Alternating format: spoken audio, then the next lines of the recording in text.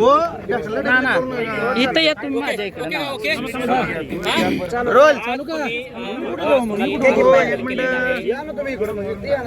एक गोंधळ करू नका गोंधळ करू नका. तुम्ही अर्ज दाखल केलेला आहे आणि बऱ्याच दिवसापासून लोक समजत होते की तुम्ही अर्ज भरताय की नाही हे होतं आणि आता तुम्ही अर्ज भरलेलं तर काय नाही, मुळामध्ये संभ्रम असण्याचं कारण नाही, कारण मी भाजप पक्षामध्ये आलोय आणि राजनदादा मालकांसोबत आणि पालकमंत्र्यांसोबत चर्चा करूनच मी पक्षप्रवेश घेतला होता आणि कुरुल गटामध्ये आपलं काम आहे आणि जनता माझ्यासोबत आहे आणि आज तुम्ही बघा अर्ज भरायसाठी माझ्यासोबत 1000 लोक आलेले आहेत. हेच माझं प्रेम आहे आणि हाच माझा विजय आहे. मतदारांसमोर जाताना आपण कोणते विषय घेऊन जाणार आहात? आपण मतदारांसमोर जाताना कुरुल गटामधले जे काही रस्ते, वीज आणि पाणी हे प्रमुख प्रश्न आहेत आणि जे काही घर म्हणजे ह्याचे जे प्रश्न आहेत, काय छोटे छोटे रस्ते आहेत, गटारी आहेत, प्रत्येक ठिकाणी झोपडपट्टीमध्ये कोणाला घरकुलाचे काय विषय आहेत, तर हे विषय पण आम्ही घेणार आहे. तुम्हाला उमेश पाटील तिथं उमेदवारी जाहीर झालेली आहे, त्यांचे अर्ज भरले तिने पाहून वाटते?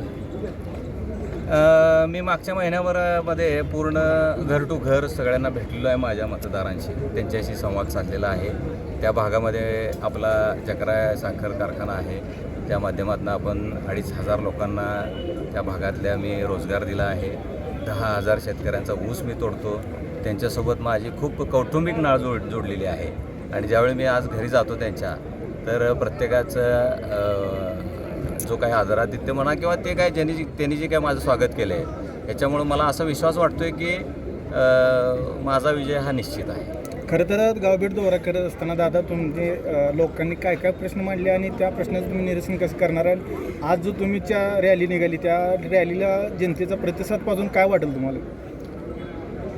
जनतेचे प्रश्न मोठे आहेत. प्रामुख्यानं प्रश्न आहेत ते रस्त्याचे आहेत आणि आपल्या भागामध्ये जे कॅनल उजनी कॅनलचं पाणी येतं त्या पाण्याच्या संदर्भातले काय प्रश्न आहेत. रस्त्याचे जे प्रश्न आहेत ते आता पाणंद रस्ते म्हणा किंवा जे ग्रामीण रस्ते आहेत ते रस्ते पक्षाशी बोलून पालकमंत्री आहेत, राजन मालक आहेत, यांच्या माध्यमातून आपण तो सगळा प्रश्न प्रामुख्याने सोडवूया आणि लोकांना हा जो उत्साह दिसतोय तर लोकांना माझ्याकडून अपेक्षा दिसत आहेत पुढच्या भविष्यामध्ये. येणाऱ्या काळामध्ये मी त्यांना एक आश्वासक चेहरा वाटतो असं एकंदर दिसतंय. माझ्यापेक्षा मीडियाला जास्त समजेल. तरुणांच्या रोजगारासाठी परवा तुम्ही MIDCचे काम करतो म्हणून सांगितलं, 10,000 रोजगार देणं, त्याबद्दल काय कसं? निश्चितच माझा तो पुढचा प्लॅन आहेच. ज्यावेळी मी एकदा ही निवडणूक जिंकून आत गेलो की आपण त्याच्यावरती मोठं प्लॅन करतो. एक 2000 एकरावरती आपल्या भागामध्ये कुरुल जिल्हा परिषद गटामध्ये MIDCचं माझं स्वप्न आहे आणि ते निश्चित मी येणाऱ्या 5 वर्षामध्ये पूर्ण करणार असा विश्वास मला आहे. आता या नगरपालिकेमध्ये देखील धनुष्यबाण आलेला आहे आणि या ठिकाणी मूळचं राजकारण सध्या वेगळं आहे, तर त्या ठिकाणी लोक कमळाला पसंती देतील का? कमळाला निश्चित पसंती देणार आहेत, कारण त्यानंतरच्या ज्या महापालिकेच्या निवडणुका झाल्या त्यामध्ये कमळाला लोकांनी पसंती दिलेली आहे. कमळाला लोकांनी विकासासाठी पसंती दिलेली आहे.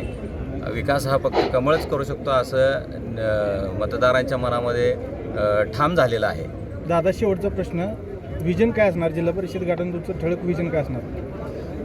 जिल्हा परिषद गटाचं ठळक विजन म्हणाल तर लोकांच्या प्रामाणिकपणे सर्व अडचणी सोडवणे हे माझं विजन असणार. ओके.